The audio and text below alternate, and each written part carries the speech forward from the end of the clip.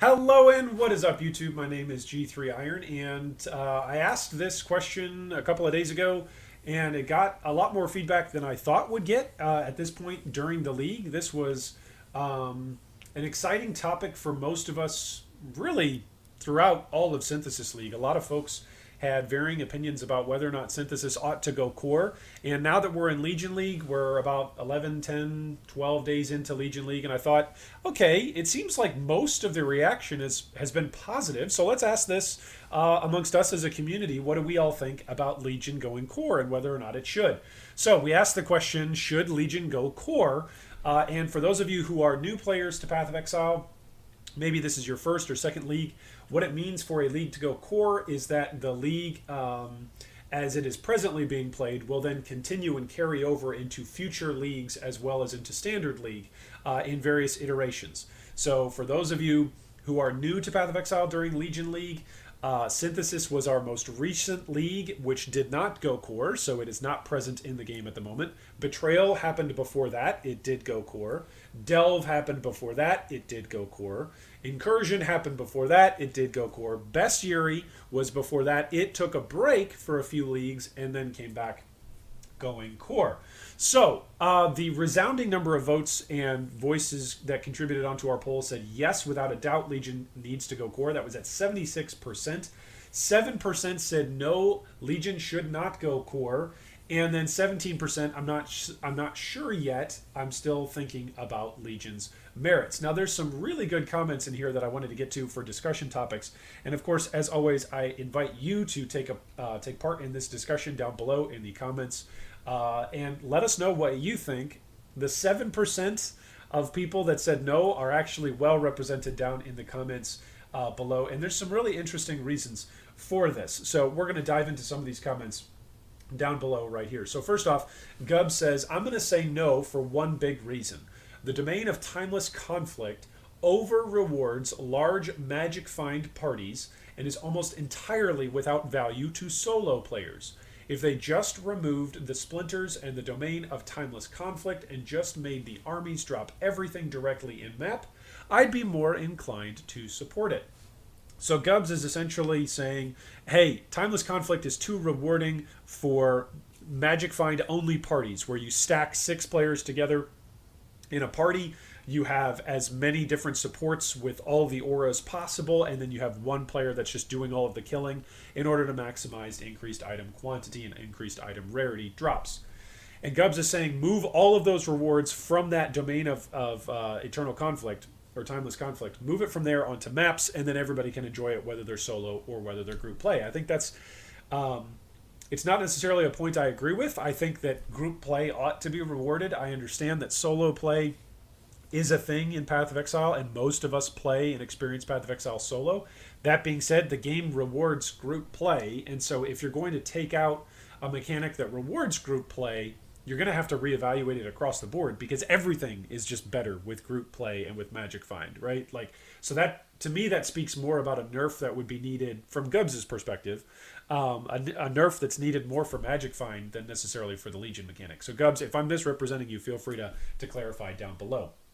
Okay, David Powell also said, I suspect that Legion will be like Breach and Abyss, available X% of the time in a map. I would be amazed if I'm incorrect about this. It seems like a no-brainer. I totally agree with David here in terms of the iteration of what it'll look like. We have seen a lot of different various mechanics come into Path of Exile with this style of approach, whether it's a percentage-based approach or whether it's simply a flat approach to the number of encounters that you're going to have on a map interacting with the League mechanic. For those of you that are saying, yes, Legion ought to go core, I do think the question has to be answered, how is it going to go core? Because at the moment we are seeing more and more League mechanics go core, and it just feels like maps are getting filled up with the amount of content that can possibly be reached into. And Legion doesn't have a master present like, let's say, Delve or like, let's say, Incursion. So if it's going to happen, if Legion is going to go core and it's going to happen on a percent chance, then that means that we're actually going to see less of things like Breach and Abyss because it's going to cut into their share of maps that are present. So I really appreciate that David points this out, that it's going to take place. If it takes place like they've taken place with other League mechanics and simply implemented into regular map happening and regular map chance. It means that it's going to cut out other League mechanics in their percentage of the pie chart, as it is, of the frequency of applying. Okay, Gravity Law Gaming says, I disagree 100% with going core. This league is cool, yes, but the drop rate of currency is sometimes super high. So making that core, what does that mean? Getting easy stuff early equals makes the game start to be less fun. I know it can sound bad, but you know, some games did that and poof, they start to be boring. I don't want that. Okay, so this is a legitimate concern. Grinding Gear Games is very, very aware and is very, very sensitive to the reality that trade as well as currency can make progression in Path of Exile go faster. This is why SSF completions typically are much slower than Trade League completions, because a Trade League completion, you can simply trade, flip, and you've got enough currency to go take out whatever it is that you want to take out. You can simply buy your way through whatever health checks or DPS checks there are throughout the game. So if there is a league like Legion that is simply flooding the market with a bunch of excess currency, that is certainly an argument to be had, and it's one that GGG is sensitive to. And we saw tons and tons of players getting high-level drops. I have never seen this amount of exalts and this amount of mirrors on the market this early, this quickly. That being said, I think a lot of that is due to the presence actually not just of currency, but of stacked decks, which are throwing out all kinds of divination cards that normally would take everybody weeks to farm going through maps, even using full party magic find techniques. It would normally take people weeks to farm these sorts of div cards, and the amount of div cards that are present for mirrors, for exalts, for chaos, like for all sorts of different types of currency is just flooded because of those stacked decks. So it's interesting, and an interesting opinion from Gravity just about the presence of currency and how currency can actually ruin games. Okay, down here there was another great comment from Option Dezo. It should go core, but at the same time, certain older pointless league mechanics should be removed, like Tormented Spirits, so newer ones can appear more than once in the same map. I would love to play in Standard, where maps can spawn Legion, Abyss, Bestiary, and Delve all at the same time. Okay, so those of us that remember way back in the day, when there was Strand, when Strand maps were the meta, when running Shape Strands was just the thing to do, where you changed Shape Strands. And they nerfed the heck out of pack density. They did it to Shaped Strand. They did it to Strand in general. Strand is no longer what it used to be. It used to be just a glorious linear straight line that you could just fly through and shield charge, flame dash through, and collect all sorts of loot. It was a straight line loot pinata. And the reality is the more league mechanics that get added onto maps, the better the density feels, right? Because even though the density of regular mobs have been taken away, because there are things like Bestiary, Legion, Abyss, and even Delve with Sulfite that allows you to go into Delve, which is the density there is huge. That really, really feels great. It offsets the density nerfs that happened way back during the Shaped Strand meta. That being said, Chris Wilson, the lead developer at Grinding Gear Games, has addressed this, and he has said that 10 is the magic number of league mechanics active at any one time. That's kind of the magic number that they want to rotate in and out. So it could be that we're going to start seeing league mechanics like Tormented Spirits get rotated out. It could be that we see Breach actually rotated out, which, if we go down here to Camioncito Volvo, suggests exactly that. It should replace Breach because somewhat of the same aspects. People say that it is rewarding too much. Daily reminder, only 10% of the people reach end game content. Okay, so if it does go core, if Legion does go core, and if it does take on some sort of iteration where it applies itself to maps, that's great. But here's Kimion saying it should just replace Breach. There's actually a couple of people on this comment thread that have said, hey, it should replace Breach. Just get rid of Breach altogether. And some have even said that the various encounters in Legion should just drop Breach splinters. To me, that's negating one of the most popular leagues in all of Path of Exile history. It's not doing homage to it. It's not recognizing that it was there. It's simply wiping it away. And for the moment, Path of Exile is a game where We just came out of Synthesis where so many people were screaming and screeching for a league like Legion that we could all enjoy and go kill monsters and farm by killing monsters and make currency by killing monsters and advance our characters by killing monsters. Breach is a mechanic that does that, as is Legion. And so, while on the one hand, there's a lot of people who are saying, oh, maybe Legion could replace Breach because it's kind of redundant. I don't see it. Like, there's boss fights that are totally designed around Breach. I get that you could have the Breach splinters encountered, with the Legion mechanic. But they're two separate, totally separate loot tables. The lore is totally two separate things. And, I know some of you out there are going to go, oh, Iron, lore. There's lore in Path of Exile? Yes, there's lore in Path of Exile. I know that almost nobody pays attention to it except for a few of us. There's like this many people that care about lore in Path of Exile. But those of us who do care, we do care about it. Breach Lords and Breach are totally separate from the Timeless Conflict and from Legion. They're just separate things. Yes, they drop splinters. That's the only connection in terms of mechanic and in terms of thematic overlap. Like, yes, there's monsters to be killed. Yes, Legion can rightly be said that it's Breach League 2.0 and that it's an evolution and a development of all of the good things that Breach brought with it. But to simply say, hey, Legion does all of the things that Breach does and it does them better, no, it doesn't. Like, the way that Breach Lord encounters work and that Breach fights work, it is a different scenario. It's a different setting for the action RPG game mechanics encounter. The rules and the time-space continuum that is a game, right? The rules, the subsets, and the mechanics that are required for you to progress. There's a timer going on whenever you encounter a Breach Lord. Yes, I get it that there's, aspects to Breach Lords that it just becomes farmable and it's just easy and the timer doesn't matter anymore. That being said, it's a different mechanic than a set timer that is counting down that says, hey, go kill as much as you can and this timer is going to run out, as opposed to in the Breach encounters where the Breach constantly expands and the timer is running down unless you're able to continually kill monsters. So, yeah, I think they're two different things. It's definitely right to say that Legion is a Breach 2.0 in all of the best ways, but that doesn't mean that it needs to override it or replace it. Okay, a couple more comments that I wanted to drop down here. So William Walsh says, the Incubators are the reason I'm on the fence. At first, I was happy with being able to do other genocidal things and get something guaranteed. However, the resulting drop is never worth it compared to regular farming, which in the same time could drop 40 orbs of fusings, for example.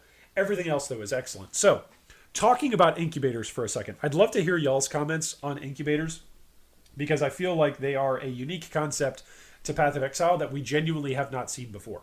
We have not seen before attaching additional stuff to your character in slots that already exist.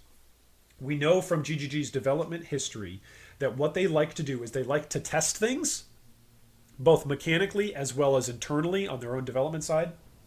They like to test things out, see how it's received by the community, see how their servers perform with it, see how the community interacts with it, and then iterate upon it.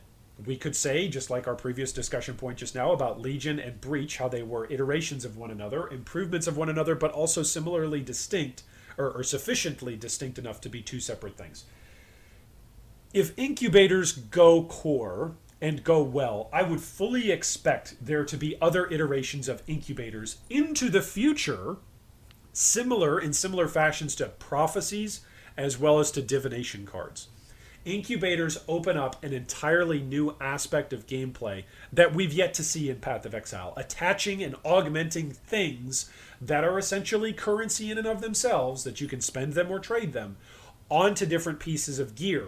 And then depending on the thing that you put on there, you may get different rewards back. So right now, I'll give you one quick example. We've got an Incubator that simply drops a Scarab, right? It could be that if they wanted to diversify Incubators even further and allow maybe developers to contribute to Incubators in the same way that divination cards are, or simply release more Incubators over time as there's more league mechanics introduced, they could do this. GGG could do this. Instead of simply having an Incubator that drops a Scarab, it could drop you a specific Scarab. Maybe it's a polished Scarab, maybe it's a rusted Scarab, maybe it's a gilded Scarab, right? You could iterate on that. Maybe instead of saying it's going to drop you a divination card, now maybe the divination Scarab or the divination Incubator could say it's going to drop you a divination card that comes in a stack of 8 or that comes in a stack of 11. And now all of a sudden you're going, oh my goodness, it could be a doctor, it could be a fiend. Oh, it drops in a stack of 10. Oh my goodness, it could be like the Immortal, or it could be a house, or a stack of 9. It could be a House of Mirrors. Like, there's all sorts of iterations that could be in play here with Incubators. Incubators right now are in their infancy. It's just, hey, div cards, or hey, a unique, or hey, a scarab. What if it says, hey, this is going to drop a league item from Nemesis League? Now everybody's going to go, oh, I'm buying up those incubators because they have a chance to drop Headhunter.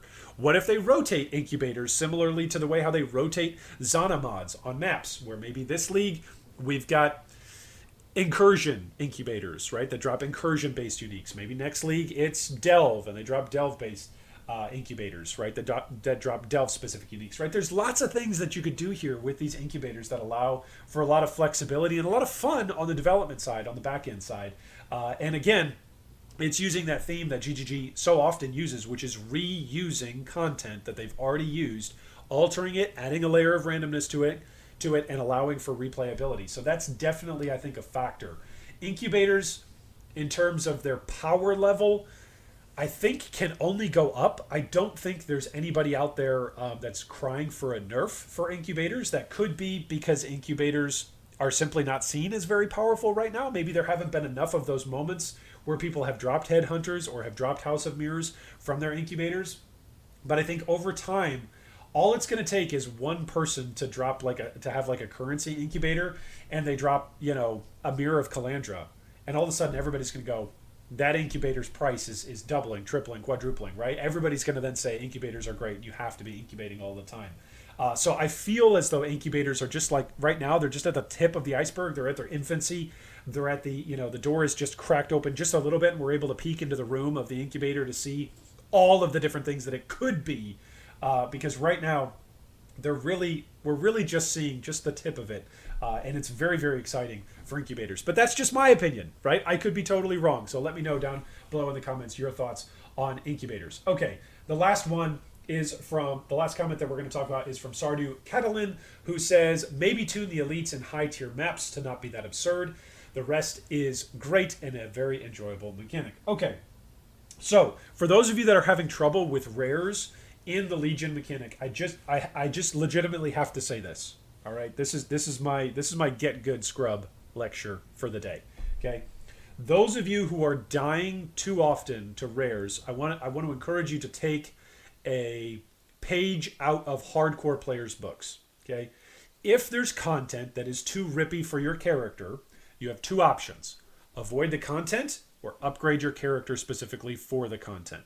Now, several of the rares have gotten tuned, several of the attacks, most notably the Red Wave of Death, that has gotten nerfed, and the numbers adjusted and changed already as the Legion mechanic has come out. We're only a few weeks in, and they typically iterate on these things over time during the league, and then if a league goes core, they continue to iterate on it moving forward. So I have hope for those of us who have died, maybe to the Red Wave of Death or just to too many rares, that we all can learn. That we can learn and adapt to this stuff. So you've got two options, right? You've got two options, those of you who are dying to rares. You can, one, adapt and not kill as many rares when you're popping open the Legion mechanic. Just don't kill as many rares or play safer once they are popped. That being said, I've noticed it myself. Oftentimes rares seem to congregate and become a pack. That's really, really frustrating. And sometimes when there's like 8 to 10 rares in a pack gathered together, they can be really, really scary and rippy. So try to kill less rares in a monolith if you already know they're scaring you. And then secondly, upgrade your character. Take a notice of what sort of characters are killing you. Are they rares that crit you a bunch? Are they rares that simply have too much health pool for your damage to really get through before they take you out? Take note. I know that there's a lot of players who wish there was a death recap, like just a screen that showed you where the damage was coming from in Path of Exile. We don't have that right now. But what you do have is the ability to read what mods are on these particular rare monsters as you are trying to fight them. Kite them back. Take a few moments to kite back. Scroll your mouse over the rares and go, what is this guy? And why is it that he hurts so much? Maybe I can actually learn a thing or two about his moves and about his abilities and about what stats he's got, so that way I can gear effectively and appropriately for the future. Okay, so end of Get Good Scrub lecture. That was my Get Good Scrub lecture for the day. Well, what are your thoughts on Legion League and whether or not it should go core? My assumption will be that many of you are going to say yes, without a doubt, it should go core. But I'd love to hear from those of you who think that it should not go core and to hear why exactly you don't think it should go core. Those of you who are still debating, I'm sure you're just like me and you're looking out there going, I wonder what are the different arguments for or against Legion going core. Drop us a comment down below. We'd love to hear and interact with all of your thoughts as always. And I hope that today is the day a Mirror of Calandra drops for you as you are playing Path of Exile 3.7 Legion League. Thanks for watching that video. If you'd like more information on any of our discussion points today, you can see them down below in the video description. If you'd also like to join our Discord or support our Patreon, you can do so with the links down below. Thanks again, and big shout out to all of our Patreon supporters.